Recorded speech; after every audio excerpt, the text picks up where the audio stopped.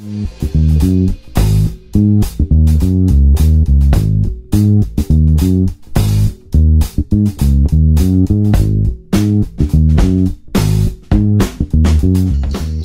kalau orang yang sederhana mau ditakaburkan apa, mau disombongkan apa. Tapi kalau orang kaya, sombong juga wajar karena punya beberapa harta.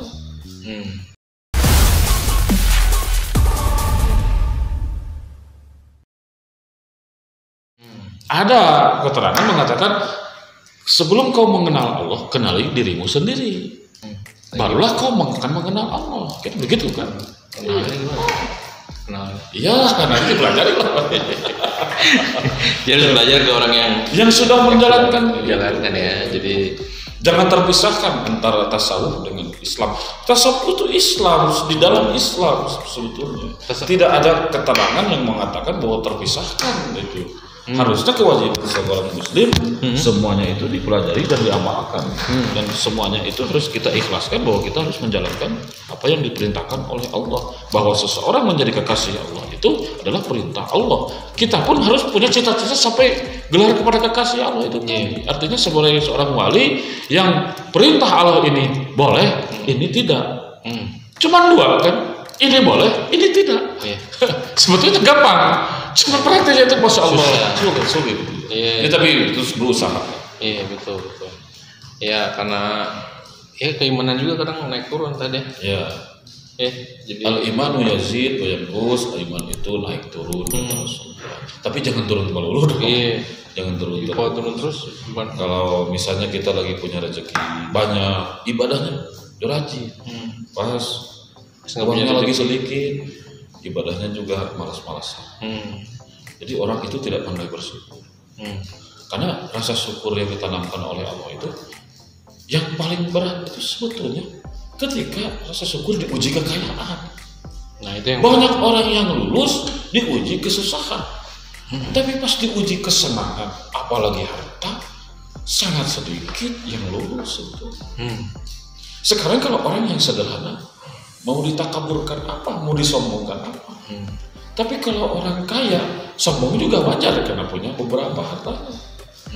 Nah, disitulah wanti-wantinya Allah Subhanahu Wa Taala bahwa akhir zaman kata Nabi, yuhibbuna dunya wa yansawna al-akhirah.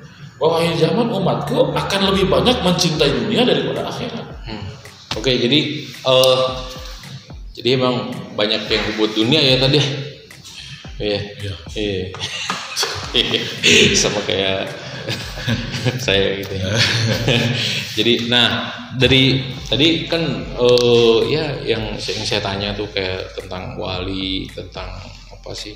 Ya ada gunung penjaganya wali. Itu kan itu pembukaan kita ya tadi ya. Nah untuk kita mendekati Allah itu dengan cara apa? Maksudnya apakah hanya ibadah atau apakah kita harus spesialis berguru pada satu guru? Salah satu yang mendekatkan diri kita kepada Allah, ya kita harus punya pembimbing ya. Pembimbing yang menuntun kita bisa menuju Allah. Hakikatnya guru itu kan menunjukkan alamat.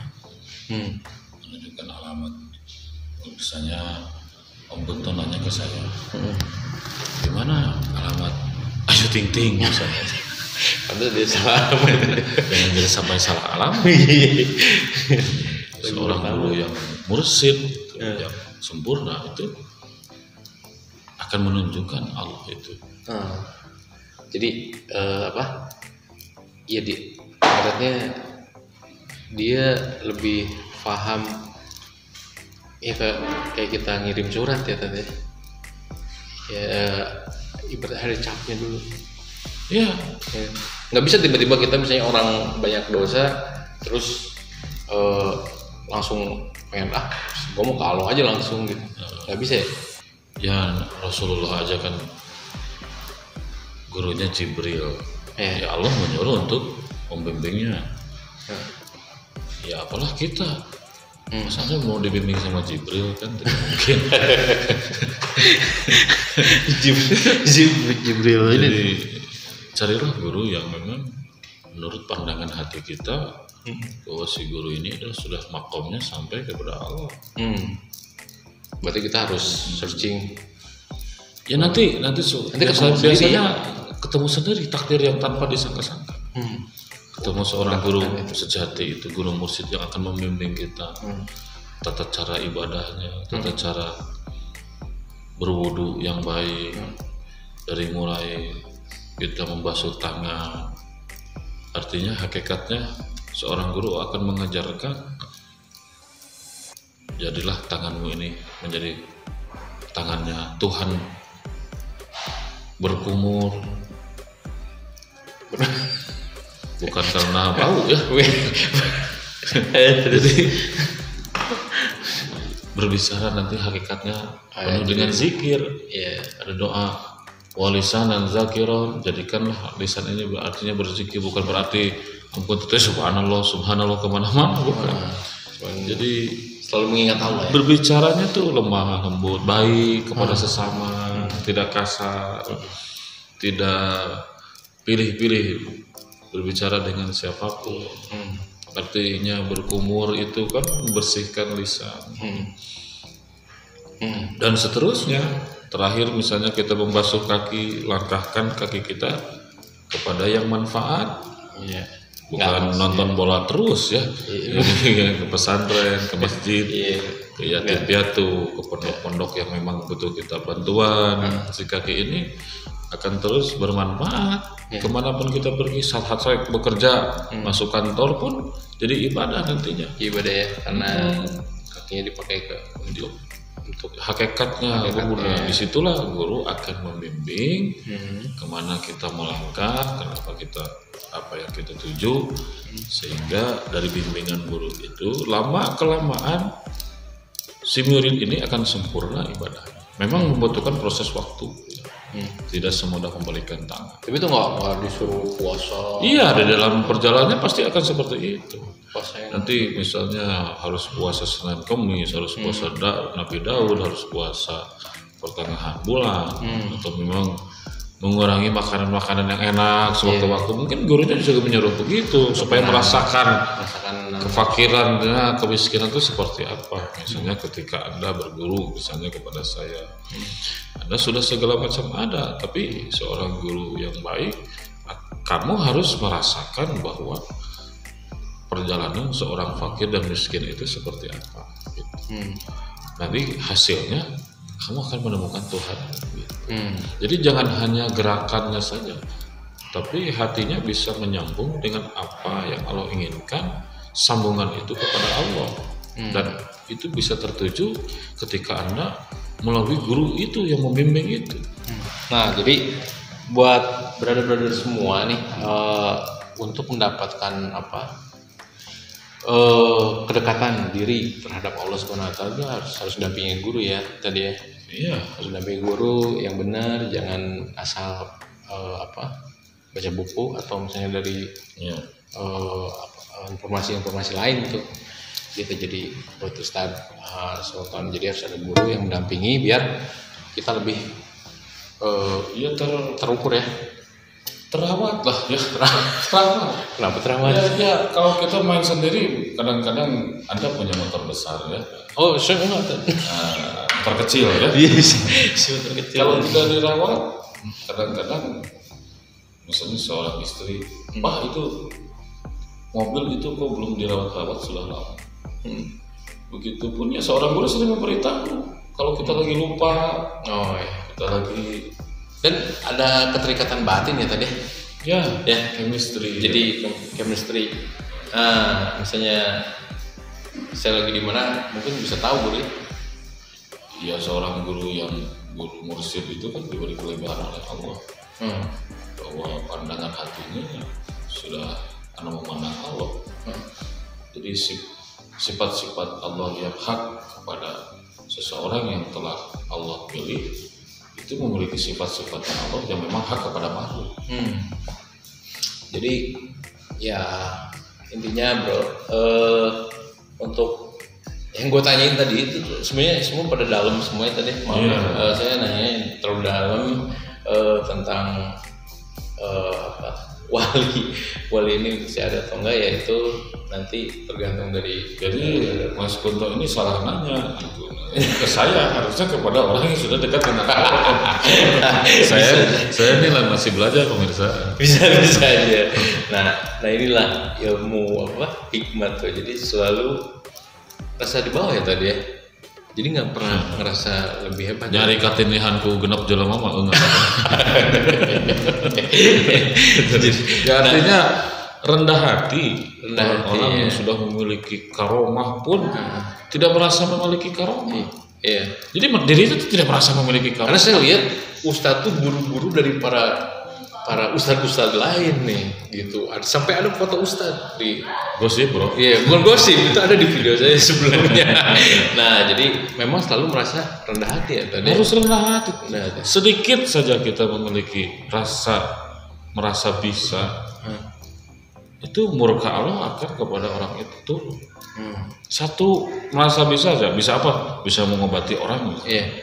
Punya aja rasa itu. Batilan tertolak amalnya. Tolak, jadi ngerasa lebih jago dari Allah ya, bisa ngobatin orang. Ya tadi. Ya, kayak gini. Iya. Ketika kita mendoakan orang lain yang sakit, jangan merasa kita ini bisa. Minta kepada Allah dengan pujian yang sangat luar biasa, bersalawat kepada Rasulullah, mintakan orang itu supaya sembuh. Sembuh. Itu semuanya dari Allah. Jadi dari Allah semua. Bukan si orang. Tidak ada satu wali pun yang merasakan dirinya bisa. Tidak ada satu wali pun yang mengatakan bahwa saya ini punya karomat, tidak ada gitu. Hanya kelebihan semua dari Tuhan, semua dari Allah Subhanahu wa taala. Jadi kalau yang merasa kayak gitu, itu apa namanya? Ya itu takabur orangnya. Sombong dan mungkin hilang ilmunya. Ya jangankan sudah hilang lain, murka Allah kan ada satu ayat Allah, kabura maqtan indallahi an taqulu ma la taf'alun. Sesungguhnya kebencian Allah begitu besar kepada seseorang yang berkata baik tapi dia tidak mengamalkan. Itu lebih bahaya. Bahaya sekali. Wah, saya merasa ini padahal dirinya belum sabar misalnya. Bisa saja bicara ke orang, saya ini yakin kepada Allah. Ketika dikasih masalah, dirinya tidak yakin kepada Allah. Jadi hanya bisa bicara saja gitu. Sampai geternya. Iya, bisa ngomong menggelegar. Stereo, bro. Stereo. Gimana motor sehat? Motor sehat. Jadi keliling komplek aja ya. Nggak pernah dipanasin. Kalau pakai kompor aja. Kriket habis manasin motor. Nah itu Ustaz Sultan. Jadi Ustaz Sultan ini ya menurut gua untuk ilmuwan tingkatannya sudah berbeda lah ya, karena Anda ini ngomong suka ngaco, tingkatan berbeda lagi belajar. Jadi selalu rendah di pakaian apa? Ini mah hobi pakaian hobi. Ya saya penghobi Ermi karena mungkin saya mampu. Pengennya mah hobi ngoleksi motor. Uangnya belum ada. Pengennya berapa biji gitu ya. Kayak apa? Kang Joni, Kang Masya Allah itu tua kita ya. Itu pengennya kan begitu, cuma Allah belum menitipkan. Di baju doang ya. Sama helm saya lihat banyak tadi. Baru punya 6. Helmnya 6 ya. Helm 6, motornya baru 1. Ya sabar ya. Lumayan lah ganti-ganti ya tadi, ganti-ganti helm gitu. Nah, jadi obrolan sama Ustaz Sultan ini ya sebenarnya lebih karena sedikit lebih dalam, karena sebenarnya gue pengen ngasih tahu sama teman-teman nih tadi yang mungkin mereka belum ketahui gitu kan. Kayak misalnya saya nanya tentang wali itu ada nggak sih atau segala macam. Nah, mungkin mudah-mudahan kalau ingin belajar kan kemana kan? Kalau misalnya kayak saya untuk belajar ilmu yang bisa mendekatkan saya kepada Allah, kemana tadi? Carilah guru yang sudah sampai kepada Allah. Itu guru ya. Gitu. Ya kita bisa lihat orang itu karena ya kita harus nodon saja dulu. Anda ketemu dengan kiai siapa, dengan ajengan siapa? Emang harus kiai dan ajengan apa gimana? Ya harus orang rohaniawan atau di mana-mana juga begitu. Cuman kelebihan para aulia Allah ini tadi tidak mau diperlihatkan, tidak mau show off. Kadang-kadang ke televisi saja tidak mau. Iya. Kayak Ustaz susah banget saya juga pemirsa dipaksa ini gini. Tapi alhamdulillah saya udah tolak 3 kali 4 kali maksa. Jadi begini ya. Jadi hakikatnya itu insya Allah dengan kesungguhan kita berdoa kepada Allah akan ditemukan oleh Allah. Ada ayat Allah ketika kita berjodoh wa min ayatihi an khalaqalakum min anfusikum azwaja. Dari ciri tanda-tanda Allah menciptakan itu makhluk itu berjodoh walaupun sama cowok enggak kan cowok lekong itu lekong bro. Itu gimana ya jadi gini bro, jadi akan ditemukan ketika Anda bisa bersungguh-sungguh berdoa dengan guru ya, dengan nanti bahwa akan ada titik terang di dalam hati ini, mutmainah ini bahwa ini orangnya akan seperti itu. Barangkali mungkin orangnya tidak pernah masuk TV, si gurunya itu mungkin pesantrennya juga belum punya. Kadang-kadang seperti itu. Ya kan kita nggak tahu tadi yang tadi kata Ustadz atau kata orang-orang yang sudah mempelajari ini.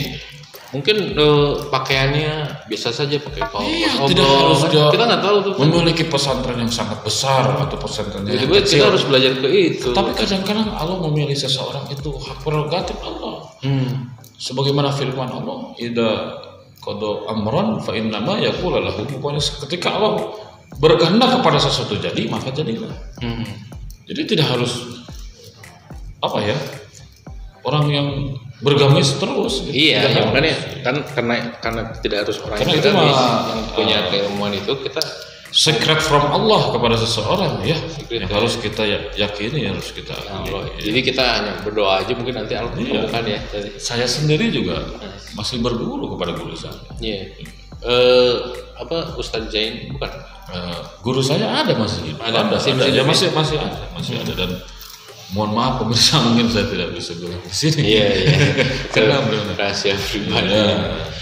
Pokoknya namanya Syekh Maulana Akbar. Syekh Maulana Akbar termasuk guru saya, orang tua saya Kiai Haji Muhammad Toha Saifuddin. Itu terkenal banget ya Pak Kiai Haji Muhammad Toha itu. Terkenal di pokoknya Bandung. Kesimpulannya kita gurui ya. Kalau menurut pandangan hati kita memang seseorang ini sudah sampai kepada Allah, kita gurui. Itu saya pernah dicium sama Kiai Haji Muhammad Toha. Oh gitu ya. Iya, tahu mungkin dicium kening Pak Kiai tahu mungkin Anda ini suka jarang tahajud. Maaf. Jarang ibadah. Saya dicium kening saya suka dicium. Masya Allah. Jadi itu berkah ya, berkah kalau kita selalu dekat dengan para ulama dan para anbiya namanya bukan ya? Anbiya itu para nabi. Salah. Emang MC itu gimana? Bego banget. Tapi ada satu keterangan. Ketika kita sering berkunjung kepada ulama sama pahalanya seperti berkunjung kepada para nabi masih hidup. Begitupun Rasulullah pun berkata begitu. Iya, karena ulama adalah pewaris para nabi. Itu ya. Betul. Jadi ulama warasatul anbiya. Ulama warasatul anbiya. Ulama itu pewaris para nabi. Nah, Ustaz, kan kita udah panjang banget nih ngobrol. Sebenarnya ngobrolnya karena kita silaturahmi aja lagi Idul Fitri, ya saya pengen ngobrol lebih dalam. Nah, Ustaz ada wejangan nggak buat teman-teman kita di YouTube untuk mendapatkan kedekatan kepada Allah harus seperti apa? Saya juga masih belajar mau ngomong apa. Karena ini disangka saya tuh udah soleh atau apa? Masih jauh bro. Masih jauh. Jadi tanyanya harus ke yang haknya itu kalau ada pertanyaan itu. Itu aja di season 3 ya. Jadi ya ada tambahan buat teman-teman kita harus seperti apa setelah Idul Fitri ini. Mungkin itu setelah Idul Fitri. Kalau memang di Idul Fitri memang sholat fardu kita ini selalu tepat waktu pada waktu bulan Ramadan. Coba praktekkan di luar bulan Ramadan. Jadi seolah-olah satu bulan Ramadan itu diibaratkan kalau menurut para sesepuh saya gitu, para sepuh saya itu ibarat handphone dicas. Penuhnya si baterai handphone itu udah 100% ya penuh. Iya, itu yang gue tahu. Udah 100% penuh kan? Itu teh buat 11 bulan. Iya, buat 11 bulan. Kemarin nggak tuh ngecas atau enggak? Anak mah jarang ngecas. Gitu. Jadi jadikan itu 11 bulan. Jadi kalau Anda sering tahajud, ya harus juga dong. Setelah sedekahnya hampir tiap hari karena bulan Ramadan berlipat-lipat pahala. Apakah Allah juga membuat bulan ini kan bagus semuanya juga. Jadi jangan pilih kasih. Jadikan keistiqomahan di bulan Ramadan ini sama dengan di luar Ramadan. Seolah-olah casnya 1 bulan ini buat bekal 11 bulan. Dan selalu berdoa. Biasanya kan pas di akhir kita di malam takbir, ya Allah, terimalah amal saum kami dalam 1 bulan ini. Taqabbal minna siyamana, terimalah saum kami ya Allah, dan semoga Kau sampaikan lagi umur kami ke bulan Ramadan yang akan datang. Itu. Jadi harus teliti, harus disiplin bahwa apa yang kita amalkan di bulan Ramadan wajib kita amalkan juga di bulan-bulan lain. Di 11 bulan. Iya. Misalnya Anda sering wiridan, sering tahajud, sering qobla, sering ba'da, sering duha, apalagi terus itu sama terus jalankan di bulan ini juga. Kalau nggak dijalankan berarti baterainya drop ya. Iya, nanti baterai drop ini pas bulan Saban mulai drop. Cas lagi di bulan Ramadan nanti bulan tahun depan. Jadi casnya ini buat 11 bulan. Iya. 2 bulan. Understand? Iya. Jadi ini maaf pemirsa, ini juga buat saya pribadi. Iya. Ungkapan yang saya ungkapkan kepada Anda itu buat saya juga. Iya, saya juga saya ungkapin juga buat saya juga. Amin ya. Sama buat pemirsa mengingatkan ya. Iya, sama-sama. Nah, terima kasih banyak Ustadz udah mau dikunjungin, mau ngobrol buat para subscriber nih yang minta. Mudah-mudahan video ini ada manfaatnya Tad. Amin ya tadi. Dan saya sampaikan juga berbicara agama ini bukan untuk menceramahi, masih jauh. Iya. Karena Anda maksa saya betul, wawancara, dan semoga apa yang saya bicarakan yang baik saya bisa mengamalkan, dan Anda dan kameramen. Oke bro. Kameramen tuh. Jadi jangan juga Anda nyuruh saya ceramah tapi kameramen tidak disuruh ceramah. Suruh dia nyeramain istrinya di rumah. Oh, iya. Mah sholat itu ceramah. Mah yuk wudu itu ceramah. Mah yuk ngaji itu ceramah. Ceramah itu bukan untuk ustadz di panggung saya, bukan. Ya. Yang kecil-kecil itu ceramah ya tadi ya. Betul. Terus jangan banyak ngerokok ceramah ya. Ya ke saya.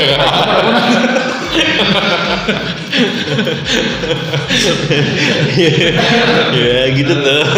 Jadi ngobrol gua bareng sama Ustaz Sultan. Mudah-mudahan ada manfaatnya. Gitu aja Tan.